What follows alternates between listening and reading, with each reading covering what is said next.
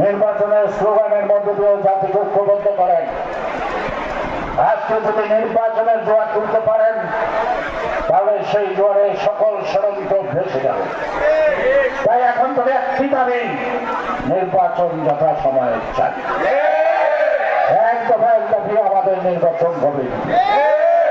হ্যাঁ, কবে দিব বলছে, তবে একটি অনির্বাচিত সরকার, বিপ্লবী সরকার, অন্তর্বর্তীকালীন সরকার প্রধান অথবা নির্বাচন কমিশনের আন্তরিকতা একটা ভোট অনুষ্ঠিত করার জন্য যথেষ্ট না।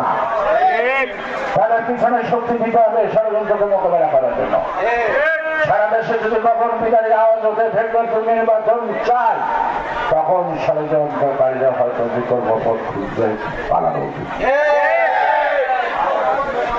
আমরা জুলাই বিপ্লবের সকল সিপাহীদের সালাম জানাই। 90 সিপাহী ঘরে ঢুকে গেছে, যারা তাদের নামে সামনে প্রতিনিধিত্ব করতেছেন তাদের সাথে নাই, তারা ওরা রাজনীতি করে না। আমাদের নিজের গল্প বলা হবে। আপনাদের নিপুণরা একটা মেয়ে, নাম হলো পূজা, তখন ক্লাস 10 পড়তো, নিপুণ জানেন জীবনে রাজনীতি কথা শুনতে চায়, কিন্তু সে তার স্কুলের সকল ছাত্র ছাত্রী নিয়ে এই জুলাই আন্দোলনের 24 তারিখে গণভবনে ঢুকছে।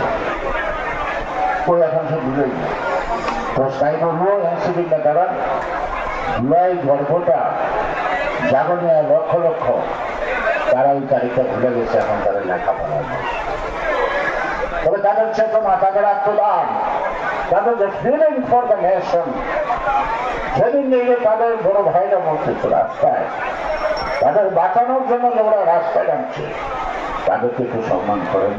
তাদের ভবিষ্যতের দিকে তাকাইয়া অন্যায়ের গুটি না হয়ে নিজের দাবিটা সুস্পষ্টভাবে যেটা বাস্তবসম্মত করেন।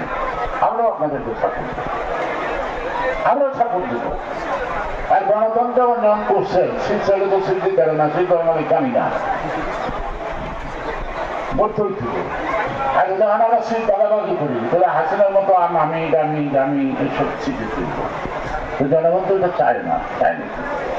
সেই কারণে একটি সুষ্ঠু অবাধ নির্বাচনের জন্য এ পর্যন্ত যারা জীবন নিজের রক্ত দিয়েছে তাদের রক্তের প্রতি সম্মান রেখে, তাদের জীবনের প্রতি সম্মান রেখে এবং সন্তানাহারা মায়ের চোখের জল লিখে রাখুন আরেকটি বিপ্লব, সেটা মানে একটি নির্বাচন।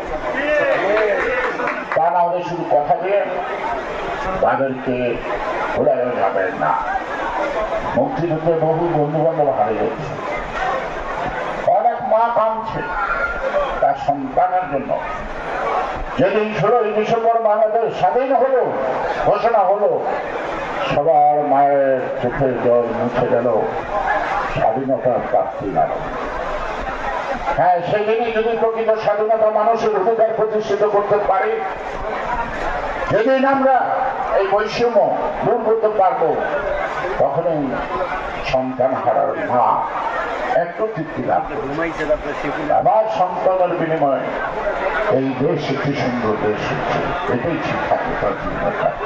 কত লাখ টাকা দিলেন, কি ক্ষতি করেছিলেন, জীবনের কোনো ক্ষতি টাকা দিয়েও জীবন কেনা যায় না। আজকে বললাম যে ওদের পালানো সব পালাইছে, আবার নাকি পালায় নাই, খালেদা বাড়াইছে বাড়াইছে কোনো।